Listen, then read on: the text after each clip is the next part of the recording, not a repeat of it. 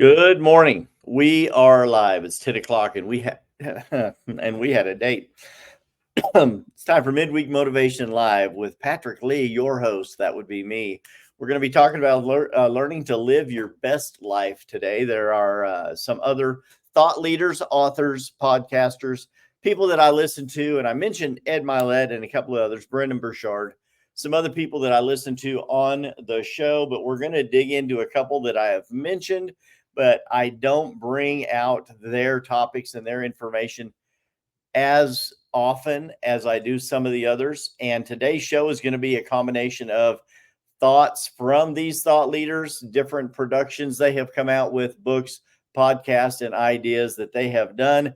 We've combined them together, and we're going to have 8 specific topics today for how you can live your best life today when we come back right after this.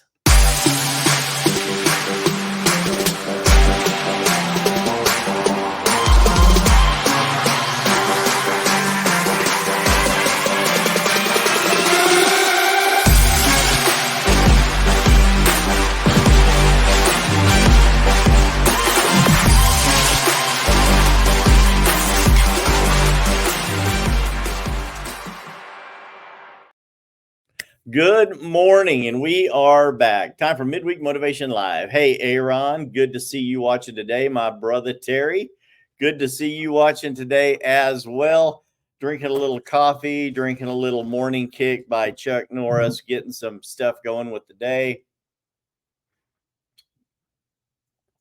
Roasters, baby. Roasters coffee, black and tan. I bought another bag of their beans yesterday when I was at Roasters. Made some good Roasters coffee today in my Bun coffee pot, and man, it's good. Black and tan from Roasters Coffee in Amarillo, Texas. Shop local whenever you can, people. They are an Amarillo favorite, and that's not to say that you can't get a good cup of coffee at a couple of places, but why shop at the big chains and the big franchises unless they're owned by somebody local? And that's a little different, but hey, Roasters is an Amarillo favorite. I love shopping local. Roasters coffee, and it's by far just the best coffee in Amarillo. You know what I mean? So getting into the show, Midweek Motivation Live, now on all major podcast platforms, by the way. Anywhere you go to consume your podcast content, you can find Midweek Motivation Live. Search for it by the full name, Midweek Motivation Live with Patrick Lee, and you'll find us on Stitcher, Spotify, Apple, iTunes, wherever you go to consume your content. And then later on in the day, we are uploaded to YouTube also, so you can go to the Midweek Motivation Live channel on YouTube. Be sure and subscribe to the channel. Click on the bell to get the notifications turned on, and you will know every time we upload a new episode of Midweek Motivation Live on that channel. Some of you know that I quote Ed Milet a lot. I quote the Bible a lot. I believe that every motivational book ever written had all of its foundations pre-written in the Bible, the Holy Bible, the best motivational book ever written for your life. But we're going to be, I quote a lot of Ed Milet, some Tony Robbins, Brendan Burchard I like a lot, but there are a couple of other people that I do listen to, and I have seen a couple of them live, and they're phenomenal speakers. And we have put together a Live Your Best Life Now podcast today. I've got 8 points brought out from 3 different thought leaders and authors and speakers. Number 1, we're going to start with, I was turned on to his TED Talk a few years ago. And this is a man named Simon Sinek. Now, every one of these people that I'm talking to you about today are not known as Christian leaders, spiritual leaders. We are here to motivate you to success in every area of life. And there are a lot of great things that we can glean or harvest out of the seeds that they have sown into helping you be successful in every area of your life. And while some of these people are men of great faith, they're also men of great knowledge. So all of these topics aren't necessarily spiritual topics on today's show, and that's okay, because we can take the best out of what we learn, apply it to our life, cover that with our covering of our Christianity and our following of Jesus Christ and live our best life, right? Living your best life is easy. All the podcasts could go away if we just say get saved and you can live your best life now. But is that absolutely true? No, because there's a lot that goes into that. So while we can be saved and believe in Christ for our salvation, there are a lot of things that we still need to learn, a lot of strategies we need to embrace, a lot of thoughts that we need to incorporate into our lifestyle that can help us live a more successful life. And I have put together 3 of these speakers today. Simon Sinek is the very first one. He did a TED Talk, and you can Google this, YouTube it, and go to the Start with Why TED Talk by Simon Sinek, and it's phenomenal. And I watched this a couple of years ago, and it kind of, it had a huge impact on me. I'm not going to say it changed my life, but when something has a huge impact, does it necessarily? Maybe it does change your life. So I want to delve into the wisdom of these 3 influential thought leaders: Simon Sinek, Lewis Howes, and Tom Bilyeu. These are the 3 people that we're going to be talking about today. So we can explore these 8 transformative thoughts or points that can help guide us towards living our best life now. And isn't that what we want? Each one of these points is inspired by one of their writings, their books, or speeches, talks that they have given that I have watched or attended, and that encouraged me to take actionable steps towards fulfillment and success in my life. I've told you all before, I'm a note taker. I believe that note takers are world changers. That's what we teach the kids and youth at church. And readers are leaders. So all of these things I have taken notes on. And as you write things down, right, when something is an important point, write it down, write it down, write it down. Can't say that enough. So take notes on it, incorporate it into your thought process, and it will help you. But in the Start with Why TED Talk by Simon Sinek, his philosophy about living your best life revolves around the idea that understanding your big why is one of the cornerstones of achieving true fulfillment in life. If you can learn to identify the underlying purpose behind your actions, you create a powerful motivational tool that helps guide your decisions and helps you to inspire others as you share those decisions. We talk about having your tribe, and I have a pretty close tribe. And I like to think that, as the Bible says, that iron sharpens iron, when we come together over coffee or a glass of wine or dinner or whatever, that you can share these thoughts and help enrich each other's lives. And I believe that that's what your tribe is about. If we're not here to help and inspire others, how are we going to sharpen their iron as they sharpen mine, right? So the clarity that we get when we share some of these thoughts not only fuels my passion, but also helps you navigate challenges and things in your life. And it helps you build up more resiliency when the waves of life hit you, when the bumps and hurdles come up in front of your way, you just sort of bounce off or you jump over them and keep on moving, right?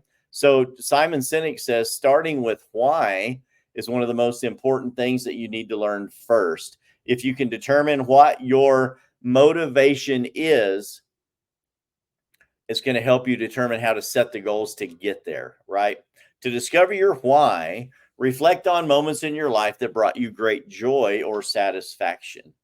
Hello, Miss Gina. Great to see you watching this morning as well.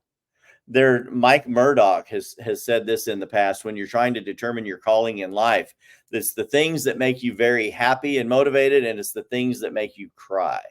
Those are key indicators into what your purpose is here in life. And I believe that, as Simon Sinek says this, as starting with your why, that it's very important.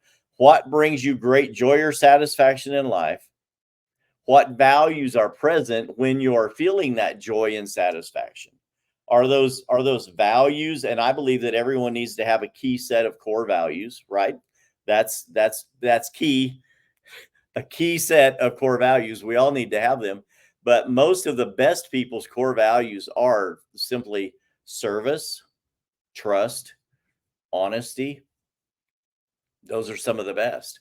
And so what are the values that were present when you're finding out or describing the things that bring you great joy and satisfaction? Are the values that are present when you're experiencing that joy, was it truth, or was it service to your fellow man or your fellow sister? right? Determine what those values are that were present when you're thinking about those. And then also think of the values that may have been present when you're thinking about the things that cause you great pain or anger. What makes you cry? There are many things that make me cry. I'll just tell y'all, those of you that know me, I'm a crier. I don't cry all the time. I'm a man's man. But there are many things that do make me cry. And most of them are centered around things that affect family and relationships. It's easy to shed a tear when someone passes away, and you feel the pain of your friend or your family, member or a loved one when they have lost. And here recently, in the last couple of days, some friends of mine have lost family members and loved ones, and myself in the last few months have lost great friends and loved ones as well. And what are the values that are present when you feel that pain, that the thing that makes you cry? Was it honor that's present? Love being a core value as well, being a person of love. It's the sadness that comes when you're going to miss that person, but the honor that you feel from knowing that person, knowing that you loved them and they loved you, or they valued you, they honored you, those things make me cry. Puppies, kittens, babies, things like that don't make me cry as much. When a person who, walks out of the hospital after being told that they will never speak or walk again, and they walk out under their own power and they're able to put words together after a traumatic brain injury, which is a healing that recently happened at our church. Those things make me cry. When a wayward son or daughter comes to know the Lord and gives their life over to him, that makes me cry. So what makes you cry in anger or joy, and what other things bring you joy and satisfaction? When you discover what some of these are, like I said before, write it down. Journaling your thoughts and emotions can bring these insights and the values that you're feeling to the forefront. Once you can articulate your why, use that as a compass in both your personal and business realm, and that will empower you to make choices aligned with your core values, the things you believe the most, right? Ultimately, leading us to a more meaningful existence here on this planet Earth. Number one, start with why. It's also a book. You can look that up, buy it on Audible or on Amazon. Start with Why by Simon Sinek, an amazing book. I think you should add it to your book repertoire for sure if you don't already have it in there. You know what I mean? If you don't already have it in there. Number two, Learning to Embrace Vulnerability by Lewis Howes. Lewis Howes is a podcaster, and his podcast is called The School of Greatness. And I've watched many episodes. Many great people have been have been interviewed by Lewis Howes. He's a big, tall guy. Used to be an athlete, an amazing guy, has been through a lot of trauma in his life, was abused as a young man, many different things that he went through. Um, and it really changed his life. And he has started the School of Greatness podcast. It's been out for quite a while. But one of the things that is one of his key points when he's given a speech is this simple one: embracing vulnerability. And he advocates for embracing this vulnerability as a pathway to deeper connection and authentic living. People talk a lot about being your authentic self, right? We are created to be a specific person, and every opportunity that we have in life, we have a decision to make to either move towards that person or away from that person, right? But living your authentic life really comes down to what things are you going to allow to affect you that make you become more of who you are or created to be, or are you going to allow those things to cause you to become hard in your heart or jaded against certain things and start living a life that's less authentic? Are you going to be a phony baloney? Are you going to be a person with a big front or a mask on all of the time? Or are you actually going to be a person of honesty and truth, able to speak your beliefs and your values to others? Society often equates vulnerability with weakness, right? Many of us know real men don't cry, but hey, really, a lot of them do. And tough women still cry. And there's nothing wrong with being vulnerable and showing some of that vulnerability. The the kicker on that is learning when to show vulnerability, right? I'm just adding this spitballing as I go through my notes. Learning when to show vulnerability. When you're fixing to get into a fight in the bar, you're probably not going to want to break down and cry, right? You're going to want to show how tough you are. John Wayne never cried before a gunfight, right? None of that, neither did Billy the Kid. But maybe they did cry after they had gunned somebody down and it was someone that they actually liked and loved, but for some reason they ended up having to kill them, right? So learning when to show your vulnerability is key, but showing vulnerability at the right time actually adds value and depth to your relationships. It helps people know that you are genuine. When you share your struggles, your fears, your uncertainties in life, you create this environment where others feel safe to do the same thing. I'm not talking about safe spaces, don't get me wrong. That's another topic. But in relationship, there are these areas where you share these vulnerabilities and you do create that bond where people feel okay by sharing some of their things with you as well. And that's when real relationship happens. So to embrace vulnerability, start by sharing your experiences with those that you know, love, and trust first. Trusted friends or family, people in your top 5 are the ones you can generally share those feelings with. Now, there are going to be people outside of your top 5 that you're in relationship with, and there are going to be times that, for the sake of the conversation or that relationship, there are going to be times that you're going to share your vulnerability. And many times, sharing that vulnerability can help decompress a tough situation.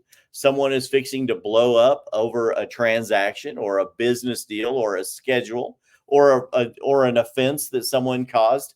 And you can de-escalate that simply by sharing a little bit of the vulnerability. And it's like, hey, I'm sorry that you took that way, or as I came across was too hard. That's not really what I intended.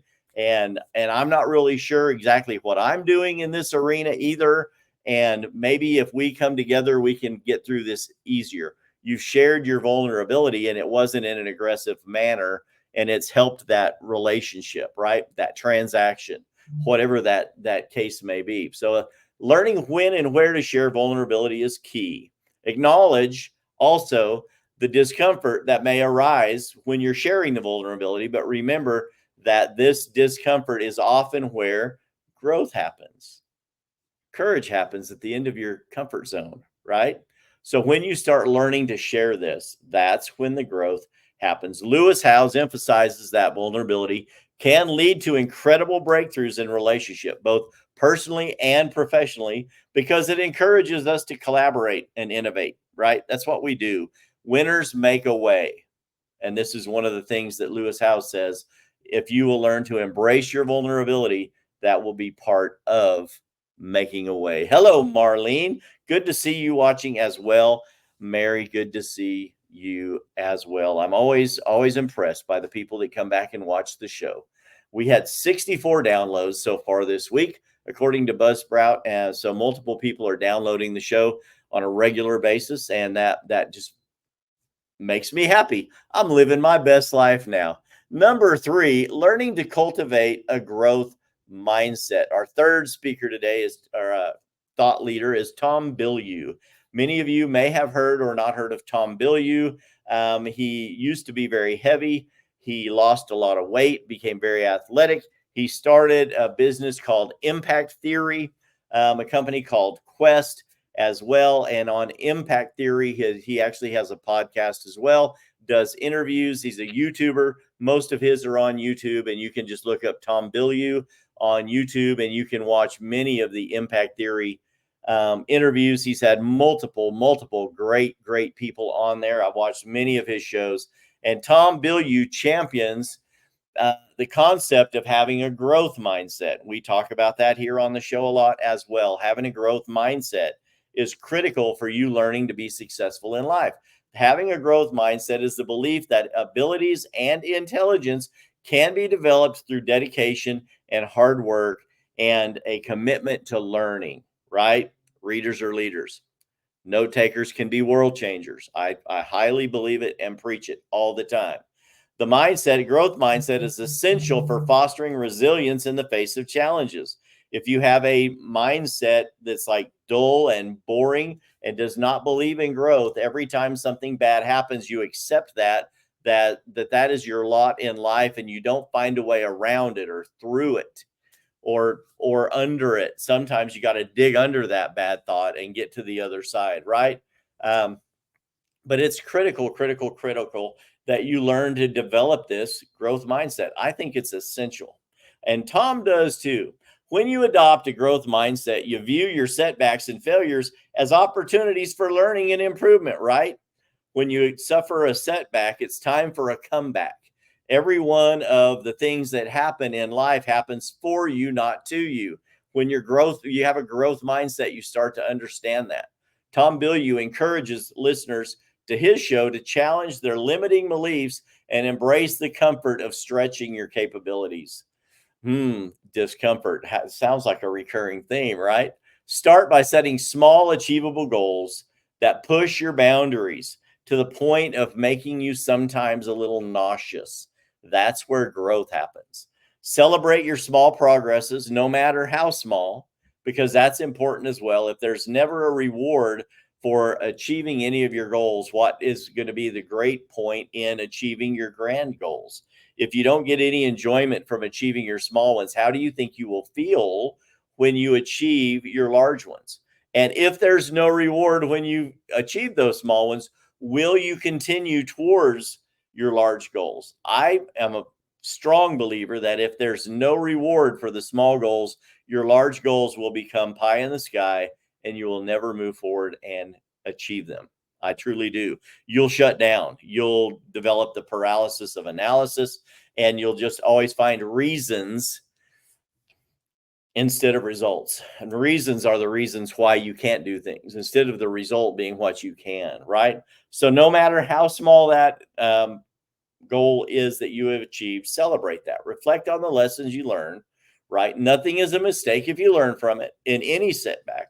What was the lesson to be learned? Then surround yourself with your community, your tribe that shares the same mindset, because that amplifies your growth journey, which is incredibly important. So having this growth mindset starts you on a growth journey, and as you grow, it makes it easier and easier and easier for you to surround yourself with like-minded people that help you. You get collective support from your friends, and you get the encouragement in the environment where everyone thrives and does better. Your team, your tribe is your team. Together, everyone achieves more. Tom Bilyeu. Point number 4, build meaningful relationships. And this is another one from Simon Sinek. And we talk about this a lot on the show. Relationships are everything in life. In Simon's view, relationships based on trust and authenticity are crucial for personal and business fulfillment. He emphasizes that people are more likely to engage with and support those they trust and respect. How many of you can raise your hand and say that? If you are talking with a snake oil salesman, it's pretty easy to figure that out, right? It really is. But when you are developing trust in that relationship, it's so much easier to understand that. I am a realtor and investor and speaker and things of all manner. And when I'm talking with potential new clients, I will meet people who have went and looked at homes with other realtors. They've had transactions with other realtors in the past that did not go so well. Obviously, that's why they're talking to me. And there are people that have worked with me in the past that have not worked with me again in the future, and that's okay for one reason or another. And I had to learn to not allow that to affect my mindset, because many times people are just not a good fit, but you were a good fit at the time, and you achieved the end goal that you wanted, but you realize that moving forward you could have achieved that as well with someone else that you do know, love, and trust. But during the years that I've been doing real estate and been involved in many other businesses, I have found that more often than not, someone comes to me after they've had bad experiences or less than favorable experiences with other people, and they are just amazed that when we start talking, they go, I just feel like I can trust you, and let's just go. Let's move forward. And I tell them all, what you see is what you get. And those of you that know me, this is who I am. This what you see is what you get. And hopefully you can trust me. Hopefully I do a good job for you. And that's my goal, is to take care of you to the best of my ability. I let people down all the time. People let me down all the time. But it doesn't mean I'm not going to keep trying. I'm not going to keep growing, keep trying to learn how to better myself, because that's the secret. Terry, thank you, sir. So are you, brother. It's the hair. Terry says, but I'm pretty, so it's all that matters, right? I was told this morning that I was very handsome, and I have a very lucky wife. I'm like, well, thank you. I take that as a compliment. She is lucky, but I'm the lucky one here to have the wonderful wife that I do. Simon says, back on point here, Terry. Thank you. To cultivate meaningful relationships, we need to invest time in understanding the people around us. What are their values, dreams, and challenges and how do they coincide with our lifestyle and our dreams and challenges? Can we help each other? And if we can, don't we owe it to each other to try to do that? I believe that we should. Active listening is key. I've talked about this in a previous show when I was listening to my friend Jody Holland. And active listening, when you're listening to a speaker, when you're listening to a preacher, when you're in a conversation with a friend, lean in, right? Lean in, open your eyes, look at them, pay attention to what they're saying. Active listening shows that you're genuinely interested in what they have to say. Simon also discusses the importance of creating a safe environment where people feel comfortable expressing their ideas, goals, and dreams. This approach not only strengthens our bond, but enhances our collaboration and innovation mindset. Remember, relationships take effort. You have to work at them. You get out of them what you put into them. And if you expect everyone else to carry the relationship for you, you will soon learn that they will find someone else to be in relationship with. Prioritize others in your relationships and in all areas of your life. You'll find that they become one of your sources of joy and inspiration, not the source of pain and frustration, as it is with many of us, right? Good morning, Larry. Good to see you watching as well, all the way from hopefully the sunny but probably rainy Oregon coast. Number 5, the power of habits. Lewis Howes says that habits are incredibly important in our daily life. He emphasizes that our daily habits shape our lives more than we often realize ourselves.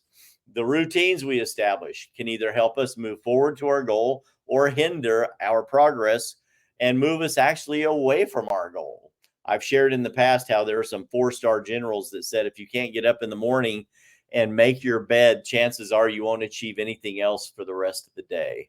So start the morning by making your bed, wash your face, stay off your phone and social media for at least 30 minutes, for heaven's sakes. Larry says it was 80 yesterday. It's about 85 here. So Oregon and Texas are sharing some similar weather right now. Hello, Michelle. Good morning, my friend. Good to see you watching also from the West Coast. Michelle and Larry and I went to high school together. Great friends. So glad that we are still friends after at least, 50 something years, something like this. It's been a long time. I'm not going to tell. I think Michelle's 29, but me and Larry are both around 60, somewhere around there, right? So anyway, consistency is key in your habits. Commit to your habits regularly every day, and over time, they're going to become ingrained in your lifestyle. Reflect on your progress, adjust your habits as necessary, because we do need to make course corrections from time to time, and also celebrate successes when you have created it. They say it takes 18 days for you to create a new habit. So if you can do something consecutively for 18 days, you can do it consecutively for the rest of your life. And many of us, me included, I need to be in the gym more. I need to work out more. I've got my daily routine down pretty good in the morning, staying off the phone, not allowing it to distract me, getting my mindset right with God in the morning, starting my day right, make the bed, wash my face, all of those things, say your prayers, take your vitamins. Those seem to be the easy ones. And then as you get into the busyness of your day, it seems harder to stick to your routines and habits, especially in an industry like mine with real estate, where you have appointments that are set and then the phone rings and someone needs to see a home. Someone wants to write an offer on a property. You receive an offer on one of your properties, and all of a sudden you're forced into work mode. And it's like, hey, I need to do this, this, and this, and I'm going to have to adjust. So your schedule can get thrown off course, but you still need to find ways to make your habits regular and get them regulated. If you happen to have to miss the gym, like I miss it a lot, and I have a free gym, which is phenomenal. Indoor swimming pool, sauna, track, free weights, CrossFit, all the machines, everything, and it's free to me. And I still cannot seem to make time to go as a habit. I go when I can fit it in and make time, but it just doesn't seem to be enough. So we need to work on these habits. If you can do it 18 days straight, you can do it indefinitely. So I'm in if you guys are in. The cumulative effect of positive habits will lead to significant transformations in your life, according to Lewis, who seems to be a pretty smart guy. He's in great shape. Number 6, define success on your terms. This is one that I love from Tom Bilyeu. And I've used to say on the show that you need to learn to speak your truth. And I've kind of gone back on that because God's truth is absolute truth. My truth is interpretive to how I feel day to day. So please forgive me. I don't know that I necessarily said it's mandatory, but I did do a show a couple years ago on speaking your truth. Now, there are times that you do. I'm going to speak my truth based on what I feel, that based on the goals and dreams that I have and the lifestyle I want to create. There is a truth that is original to me, and I will speak that. Many of my friends know there are things that I cannot be coerced into doing and some things that I can. And if someone tries to influence me in a direction I don't want to go, I simply say, that does not align with who I am. I'm not going to do that. I don't want to do that. And that's not me. And you know that's not me. And I can do the same thing with them, right? And that is the part of speaking your truth I believe that we should do. And it simply means sticking up for the boundaries you have set in your own life. But Tom says defining success on your terms is an active part of that. He challenges the conventional definitions of success by urging us to create our own standards, right? So God has a standard, but in life, while we're motivating you to success in every area of life, we also have set our own standards, correct? The boundaries that we have set. Consider our values, our passions, and the legacy we want to leave behind when we leave this earth. I urge us all to write down our personal vision of success and let that guide your decisions and actions. Tom goes so far as to encourage his listeners to focus on the journey instead of the fixed endpoint, right? Because a lot of people will say that the goal is the goal is the goal. But a lot of people will also say the goal is important, but how you get there, the journey, the path to success is equally important. If the goal is the end point, and no matter how you get there, it doesn't matter how you get there, who you step on or climb over or destroy or hurt on the way there doesn't matter because you've achieved your goal. I highly disagree. So learning to define success on our terms is important, and the path towards that success or goal is equally as important. The journey is as important as the destination itself. And when you get those two combined, that success, it should be this continuous pursuit of growth and happiness on the way to the goal. As Christians, right, our ultimate goal is Christ. It's heaven. It's a life serving the Lord. But the journey is also as important, treating others well, following the golden rule, doing well by others, honoring God. All of those things resonate within our authentic self as who we are as a Christian, but in life, it's also as important. While you're pursuing this growth and happiness, learn to enjoy the journey, and you'll find more joy and fulfillment in your goals and endeavors, ultimately leading us to a more meaningful life now. Number 7, overcoming your limiting beliefs. This is another one of Simon Sinek's that I really enjoy. And he emphasizes the importance of identifying and overcoming limiting beliefs, things that hinder your personal growth and success because you don't believe you can achieve it.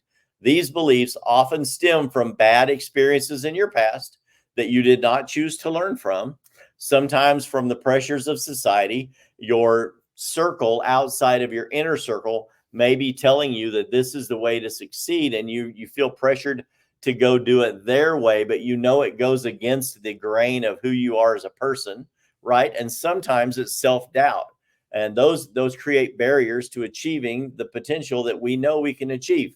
Simon encourages individuals to stay actively confronting their beliefs by questioning the validity of what they believe. Are my actions based on assumptions or things that I believe that someone else told me? Or are my actions based on valid reasons that align with my values? Right? Challenge negative self talk, because I'm the king of self talk and can speak negatively about myself. And self deprecation is an admirable feature in a person, right? You don't want to achieve the glory or heap glory on yourself. All glory goes to God, right? But at the same time, if you actively engage in self deprecation to the point that you're self doubting, you have a negative self image, and you're talking down about yourself all of the time, you will start to believe those things. So I actively have to remind myself that I'm a good person. Someone says that you're a great, and someone told me this last week. I was at an event and a couple of ladies were talking, and I walked in and they said, uh, you can always count on Patrick to be there. He's such a good guy, and was going on and on and on. And all I could say is thank you. Instead of just saying, oh no, I'm horrible, I'm not a good guy. I have just had to learn to say thank you. I appreciate that. And it really helps me become the person that I'm trying to become and help other people to become that person as well. Learn to accept it when someone tells you that you've done a good job or that you're a good person or they can believe in you. You should just say thankfully, thank you. I appreciate that very much. I appreciate you thinking that about me. I hope I don't let you down, right? I will strive to not let you down. These are the kind of things we need to be telling ourselves. Thank you. I appreciate you. And we need to talk up our other friends, relatives, and people in our relationships as well. So surround yourself with this supportive network that encourages that growth mindset we're talking about and also challenges our limiting beliefs. When one of your friends says, I don't think I could ever do that, challenge that. If they say, I'm just no good or I'm not good enough for that, challenge that thought and reassure them that they are. Simon Sinek suggests that by fostering this culture of openness and support in your tribe, you can collectively dismantle all the barriers in your way. That allows us to pursue our goals with confidence and clarity. And we need that, right? We need it. Clarity, Michelle says, 100%. Prayers to you, friend. Absolutely. Thank you so much. It's just true. We are trying to be transformed into the person we believe God created us to be. And these are all great pointers, things that we can add into our life to help us achieve that. And then finally, our point number 8 today from Tom Bilyeu says, number one thing that we need to do to start living our best life now is take action. Start where you are and take the first step today and learn to be resilient. Lewis and Tom both talked about this together. Actually, in one of the interviews, I think Tom was interviewing Lewis on his show at one time, and they talked about this. They both stressed the critical importance of taking action now, regardless of fear or uncertainty that may come with that, right? Courage begins at the end of your comfort zone.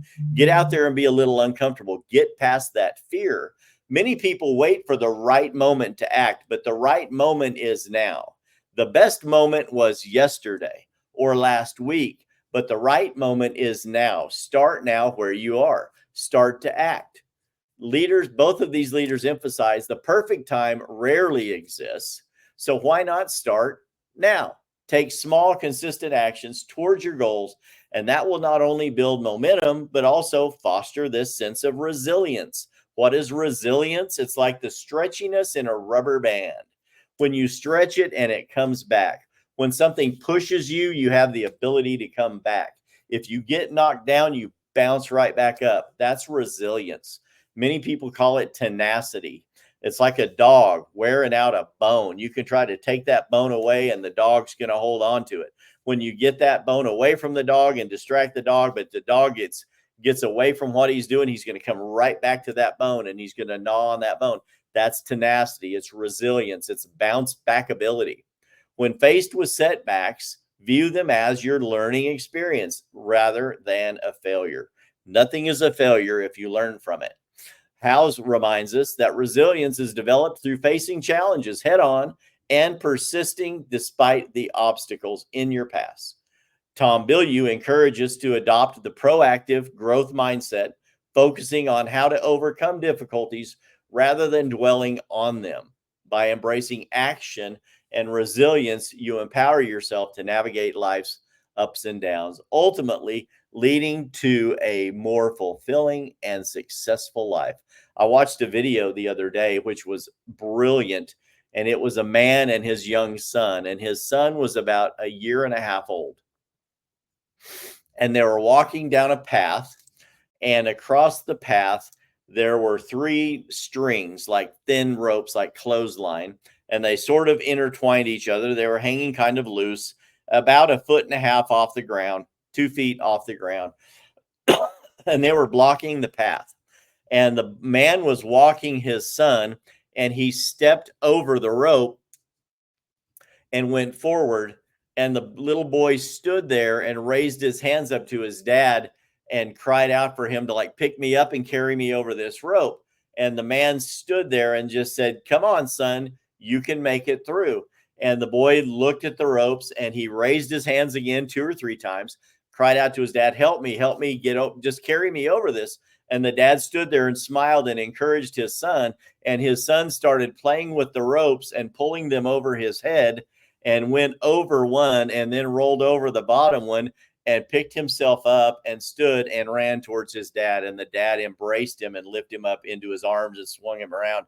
And it was amazing. The dad taught him how to figure out how to get past these obstacles in his path on his own. And he thought it through and he figured out a way. And that dad taught that son an incredible lesson at about 1.5 years old, that the son can figure out how to get past these hurdles in his life. And I just thought it was amazing. It was one of those things that made me emotional. I don't think I shed a tear, but I was like, that is the kind of person I want to be. Help them, show them that they can do it, and then let them do it. So I hope this has helped you today by exploring these 8 points given to us by all 3 of these thought leaders, Simon Sinek, Lewis Howes, and Tom Bilyeu, that you're helping you to equip yourself with valuable insights for living our best life now. Why not do it, right? Let's reflect on these principles, integrate them into our daily routine, and remember, the journey towards fulfillment and achieving your goals is as important as the goal or destination itself. I just believe that. Terry says a setback is a great place for a comeback. It absolutely, there's no better place to start your comeback in than in the middle of your setback. Why not start now? Take action today. As we always say at the end of the show and throughout most of the show today, courage begins at the end of your comfort zone. If you'll take these 8 points, incorporate them into your life, I think that you will find that you will actually start living your best life now. Until next time, this has been Patrick Lee with Midweek Motivation Live. I love you. I'll see you next time. Bye-bye.